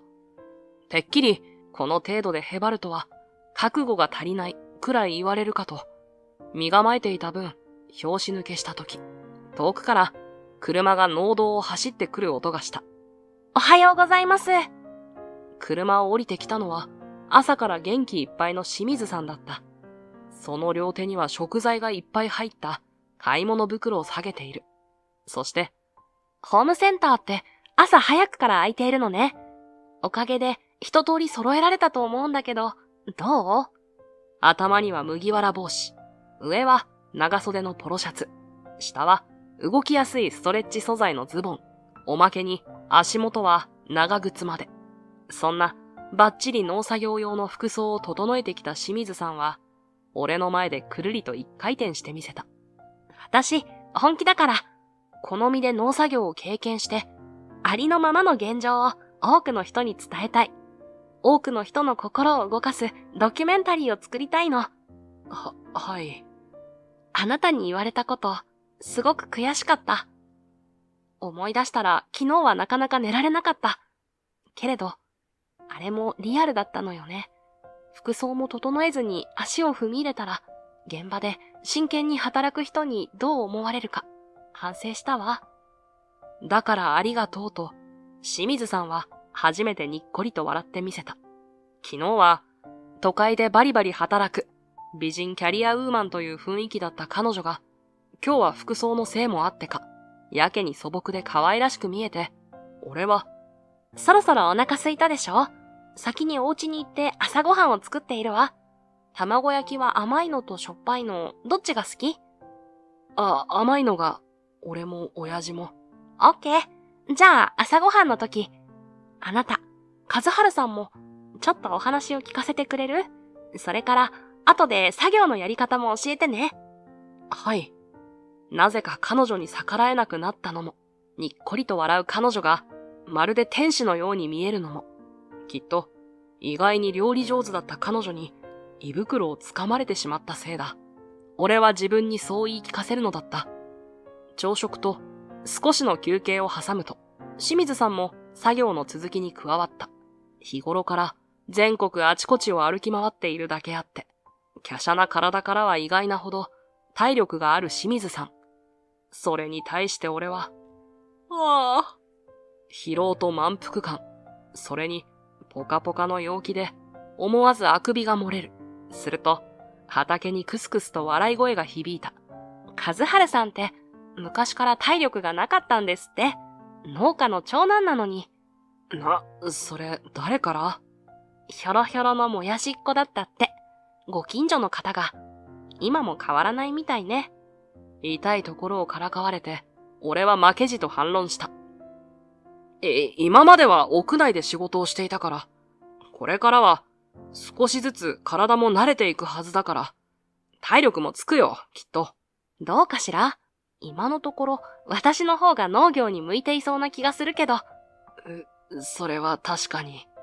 重い肥料の袋を軽々と担ぎ上げる彼女には、すでにフラフラの俺では勝ち目がない。仕方なく負けを認め、クスクスと笑われるままになっていると、そこへ、ぴしゃりと厳しい声が飛んできた。おい、あんたもう帰れ。いつの間にかこちらを向いていた父が、鋭い目で清水さんを睨む。慌てて、清水さんは頭を下げた。すみません。真面目に働きます。そうじゃない。え？これから荒れる。帰れなくなるぞ。そう言って、父は空を指さした。雲一つない。今年一番の快晴の空。これから大雨が降るってことか、親父？土砂崩れも起きかねん。そうなる前に帰れと言っとるんだ。いやいや。俺と清水さんは同時に顔を見合わせた。まさか。ありえない。お互いそう思っているのが口に出さなくても分かった。そんなことを天気予報では言ってなかったよ。それに、こんなに晴れてるし。そうですよ。もし雨が降っても私は車があるのでご心配なく。勝手にしろ。それきり父はそっぽを向いて、清水さんに帰るよう促すことはなかった。しかし、もうすぐ日が暮れるという頃、俺たちは父が正しかったことを知るのだった。大丈夫ですか、清水さん。早く家の中に、親父も早く。空が突然暗くなったかと思うと、間髪入れずに降り出した小雨。それは、すぐさま叩きつけるような大雨に変わって、そこへ人も吹き飛ぶような暴風も加わった。いわゆる春の嵐だ。俺たちは慌てて家の中に避難する羽目になった。どうしてわかったのかしら。これが長年の勘というもの。すごいわ。父に感心しきりの清水さんだったが、天気は良くなるどころか悪化していくばかりで、もはや車で帰るのも危険なレベル。しかも、俺も彼女も頭から足先まで全身ずぶ濡れで、大きなくしゃみをすると、清水さんは体をブルブルと震わせた。おい、風呂に入れ。服が乾くまで、これでも着ていろ。そう言って、父がぶっきらぼうに差し出したもの。それは、よく生前の母が着ていた、懐かしいパジャマだった。こうなっては帰れとも言えん。和春、布団を出してやれ。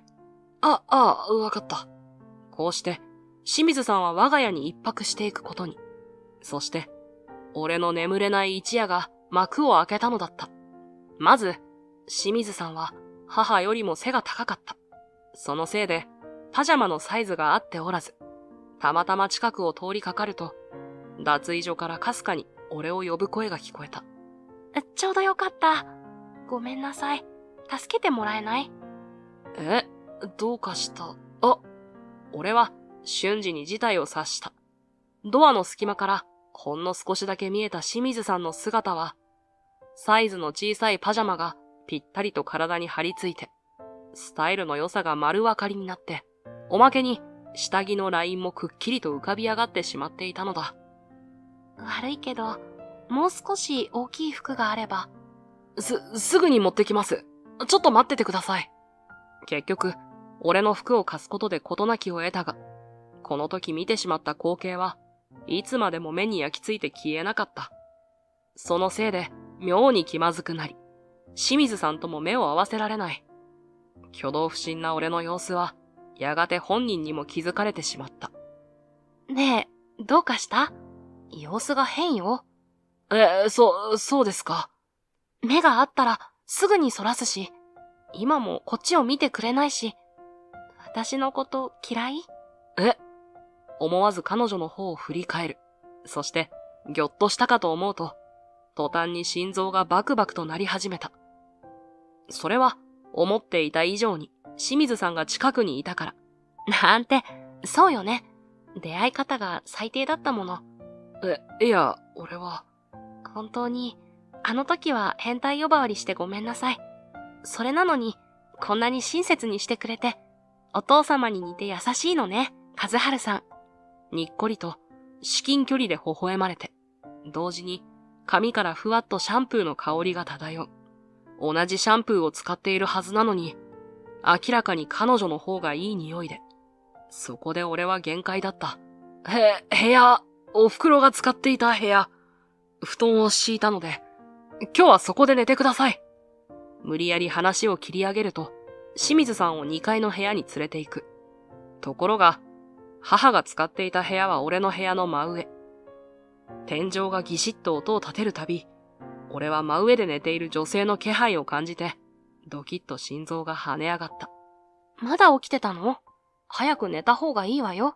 体力がないんだから。深夜、トイレの前で鉢合わせすると、清水さんはからかうように言った。一体、誰のせいで目が冴えているのか、全く気づく気配もない様子で。翌朝の5時、昔から早起きで、この時間とっくに起きているはずの父は、なぜか部屋から出てこなかった。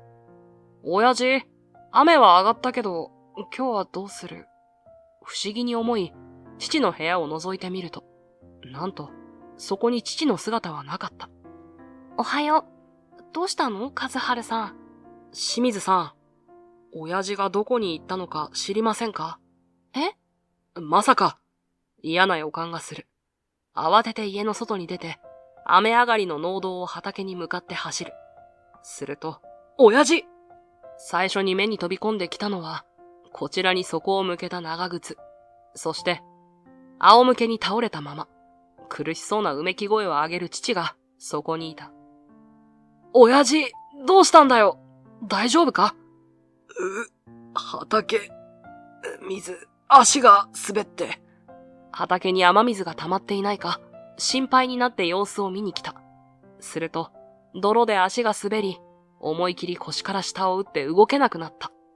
痛みでうめく間に、父はどうにか俺に説明した。和春さん！そこへ、俺を追いかけてきた清水さんも到着。救急車を呼んでもらい、父は病院へ運ばれていった。そして、診察の結果、全治3週間だって。その間は、家で寝ていないとダメだよ、親父。3週間だと？幸い、怪我は打撲のみで、安静にしていれば、後遺症も残らないとのことだった。ところが、根っからの仕事人間である父は納得せず、自力でトイレに行くのもままならない体で、なんと、明日から畑に出ると言い張った。こんなもの、一日寝ていれば治る。いや、寝ている時間もない。来週には苗を植えんと。無理だって。打ちどころが悪かったら、麻痺してたかもしれないんだぞ。とにかく今は安静に。では、他に誰が畑を作る？ギロッと、父が鋭い目で俺を睨む。その迫力に気をされながら、俺は、病院で診察を待つ間、用意していた言葉を口にした。俺がやる。何？俺が畑を作る。俺に任せて。これでも、親父とお袋がやっていたのを見てきたから。バカ者、お前なんぞに。家業から逃げて、今度は仕事から逃げ帰ってきた。すべてが半端なお前に、一体何ができる？親父、落ち着いて。昨日の様子を見ても、お前に畑仕事が務まるとは到底思えん。バカ息子に、半端な仕事をされるくらいなら、自分で張ってでも畑に出た方がマシだ。落ち着いてください。腕を振り回して怒鳴る父を、清水さんと2人がかりで、布団に押さえつける。そして、やがて暴れる気力もなくなったところで、俺は父の部屋を後にした。あとは、お願いします、清水さん。おい、どこに行く、和春。畑だよ。許さん。父が何を言おうと、もう俺の覚悟は決まっていた。身支度を整え、一人で畑に向かう。幸い、今日は昨日以上の快晴で、濡れた畑も乾き始めていた。さてと、これは明日いっぱいはかかりそうだな。父が杖をつきながら畑に現れたのは、翌日の午後のことだった。ごめんなさい。ちょっと部屋を開けた間に。後から清水さんも追いかけてくる。父は畑の前に立つと、目を見開いてぽつりとつぶやいた。なんだこれは。もう来ちゃったか。あと少しで終わりだったのに。これは何だと聞いている。一体どうして。どうしてもう畑が作り終わっているんだ。呆然とした様子でこぼすのと同時に、父はへなへなと地面にへたり込んだ。もちろん、俺がやったんだよ。手を貸して、助け起こしながら、俺も父と一緒になって畑を眺める。すべての畝を立て終わり、雑草防止、土の乾燥防止などの役割があるマルチシートもほとんど張り終わっている。つまり、あとは苗を植えるだけという状態に整えてある。熟練の農家である父でさえ、少なくとも1週間はかかる仕事だった。それを俺が一人で、しかもたった1日で終わらせた。だから、父は驚いたのだった。バカな。ああ、一人じゃなかったっけ？あいつのおかげだよ。あいつ？俺が指をさした先に、父が視線を向ける。そして、不思議そうに首をかしげた。あれは、管理機だろう。あんなもの家にはないぞ。どこから借りてきた？管理機とは、畝を立てる、マルチシートを張るといった様々な用途に使える農業用機械だ。農業界ではメジャーなアイテムで、特に大規模な畑作りには必須と言える。ただし、デメリットはそれなりに値段が張ること。よって、父は管理機を導入せず、畑作りのすべてを自力で行っていた。まさか、勝手に買ったのか？いいえ、違います。父の疑問に、俺よりも早く、清水さんが答えた。そうよね、和春さん。あれは、あなたが作ったものでしょ？作っただと？信じられないと、目を大きく見開く父。清水さんは、まるで自分が作ったもののように、誇らしげな表情をしていた。あれはおととい、清水さんが我が家に泊まった夜のことだ。トイレの前で鉢合わせした彼女は、少し不安そうに声を潜めた。ねえ、なんだか、1階から変な音がしたの。ガチャガチャ、ガリガリって、もしかして泥棒が入ろうとしているんじゃない？泥棒って、こんな大雨の日に。わからないわよ。そんな心理の裏をつこうとしているのかも。おっかなびっくりという様子で、俺の背後から玄関の方を伺う清水さん。そんな様子が少し可愛くて。けれど、これ以上怖がらせているのもかわいそうで、俺は真相を明かすことにした。すみません。それ泥棒じゃなくて俺なんです。え？きょとんとする清水さんを自分の部屋まで連れて行く。すると、彼女は入り口で目を丸くした。あれは？すみません。うるさくして。あれを作っていたので、部屋の中にあったもの。それは、俺が組み立てていた自作の管理機だった。俺が就職した大手農機具メーカーは、主に大規模農家向けの農作業機械を製造、販売していた。けれど、それは、俺が理想としていたものとは違っていた。俺が会社に入って作りたかったのは、実家のように、小規模な個人経営農家向けの機械。小型で安価、しかも女性や高齢者でも使いやすい軽量な。そんな理想は上司にことごとく却下された。安価な機械？そんなもの売って儲けになるか。今ある商品も買えないような貧乏農家、うちの客じゃないんだよ。ですが、農家の大半は個人で細々と経営しています。なのにコストはどんどん上がる一方だし、高齢化も今後ますます進んでいきます。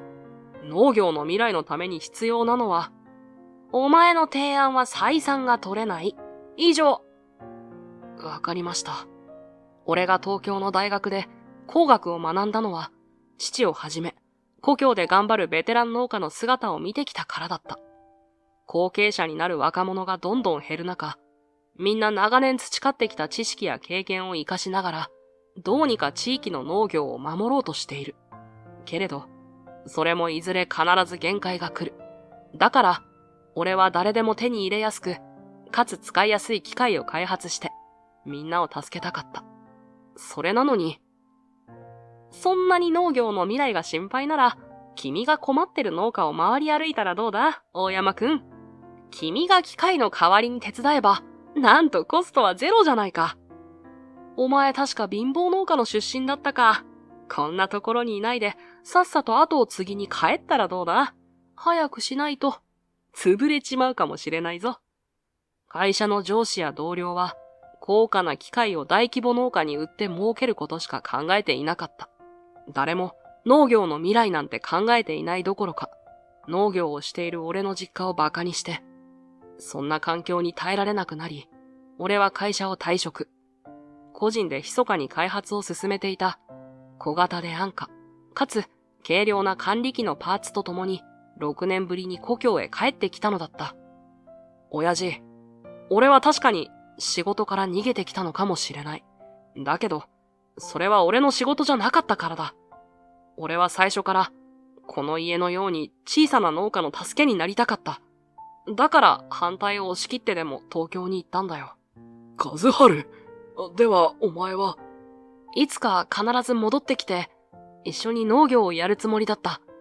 その時はこの家の役に立てる息子になって、ほら、俺は昔から体力がなかったけど、結構手先は器用だっただろ。親父が壊した時計を直したりとか、覚えてるか？ああ、そうだったな。何日も夜なべして、最後は見事に直してみせた。そんなお前が、半端な仕事などするはずがなかった。眉を下げて、苦笑する父に、俺も笑ってみせた。親父の息子なんだから、俺だって半端なことは嫌いだ。だから昔も今も、俺が目指しているものは変わらないんだ、と。体を大事にして、母さんの分も長生きしてくれよ。俺は農業の未来も、この地域の未来もそうだけど、何より、親父のことを助けたかったんだ。そうか。そっぽを向いて、そっけなく答える父。けれど、その方には光るものが一筋流れ落ちていった。残りもお前に任せる。最後までしっかり終わらせてこい。親父。それから、苗を植えるのも任せた。しばらく安静にして、早く体を治さないといけないからな。あ、父の言葉に、俺と清水さんは顔を見合わせた。そして、お互い出会ってから一番の笑顔を交わしたのだった。その後、父は担当医も驚くほどのスピードで回復し、怪我から2週間後には農作業に復帰。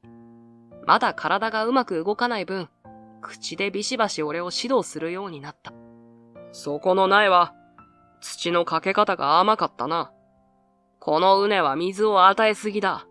一つ一つの作業には必ず意味があり、どれもが野菜の出来に影響する。それを考えながら働けるのは人間だけ。だから、今まで極力、機械を使ってこなかったんだ。お前も機械に頼りきりになるな。はい、肝に銘じます。まあ、ほどほどに付き合うことだな。便利であることには変わりない。助かっている。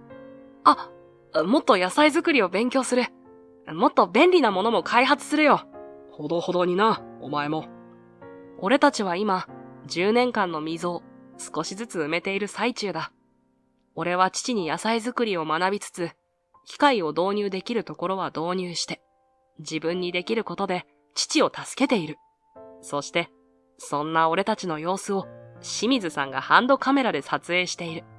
上司に番組テーマの変更を提案したの。限界集落の特集から、限界集落を救おうと故郷に戻ってきた若者の特集へ。あなたが主人公よ、和春さん。それは、緊張するな。なんだか。必ず最高の番組にしてみせるわ。私が同僚たちを見返すためじゃなくて、私も助けたい人がいるから。え？はいはい、撮影再開。私ばっかり見てないで、和春さんは作業に集中して。見てないよ。やがて、清水さんが担当したドキュメンタリー番組は、無事に放送された。限界集落の現状をリアルに捉えた内容は、テレビ局も期待していた以上の反響を呼んだそうだ。中でも特に反響が大きかったのは、番組内で登場した農業用機械について。どこで売っているんだ？うちでも使いたいと、全国の個人農家から問い合わせが押し寄せて、もはや清水さんたちだけでは対応しきれなくなった結果、俺は農作業の傍ら、オリジナルの農業用機械を開発、販売する会社を設立することになった。まだスタートしたばかりながら、早くも多数の注文が舞い込んできている。高齢化や経営コストなど、抱えている悩みは農家それぞれ、多種多様だ。だからこそ、俺の会社はそれぞれの悩みに寄り添い、助けになれるような製品を提供していきたいと思っている。わあ、すっごく美味しそう。皆さん見えますか？このツヤ。早く食べたい。ちょっと、大げさじゃないかな、鈴鹿さん。そんなことないわ。ありのまま、感じたままを伝えるのが私のチャンネルよ。今も清水さん、鈴鹿さんは、カメラを片手に俺のそばにいる。と言っても、またドキュメンタリー番組を撮影しているわけじゃない。テレビ局を退職し、なんと農業の情報を発信する農業系 YouTuber に転身したのだ。すっかり農業にハマっちゃったみたい。ずっと野菜はスーパーから買うものだったけど、今は自分の手でお世話をして収穫の日を待つのが楽しくて仕方ないの。もちろん農業は楽しいことばかりじゃないけど、それを知るのも、みんなに知ってもらうのも、今はすごく楽しい。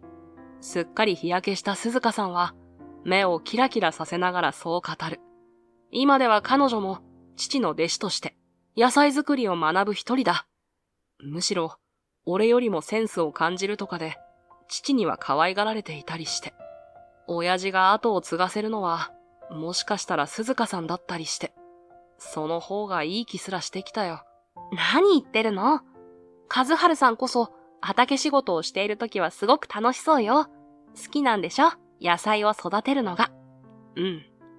俺は野菜を育てるのが好きだ。農業という世界が好きだ。そして、好きよ。畑仕事をしている和春さんが。驚いて思わず作業をする手が止まったのは、偶然にも、俺も全く同じことを考えていたからだった。俺も好きだよ。畑仕事をしている時の、キラキラしている鈴鹿さんがすごく綺麗で。実は、これがお互いの思いを知った瞬間だった。やがて、俺と鈴鹿さんはいつまでも一緒に野菜を作っていく。楽しい時も、そうではない時も、どんな瞬間も二人で分け合っていく。それが幸せだと、ふとした時に笑い合える。家族になるのだった。思いを貫き通すこと。それは何よりも難しい。それでも、俺が10年越しの目標を叶えられたのは、いつも父の姿が頭の片隅にあったからだ。何があろうと、絶対に畑仕事を休まなかった父。そんな父を嫌った時もあったけれど、いつの間にか俺の心を支えてくれていた。俺が会社や農業を頑張る姿も、誰かの支えになってくれたら、今はそう思っている。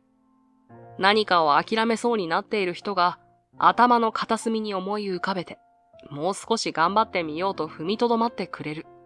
そんな存在になれるように、俺も決して諦めない。農業を救いたい。大事な人たちを助けたいという思いを、これからも貫いていく。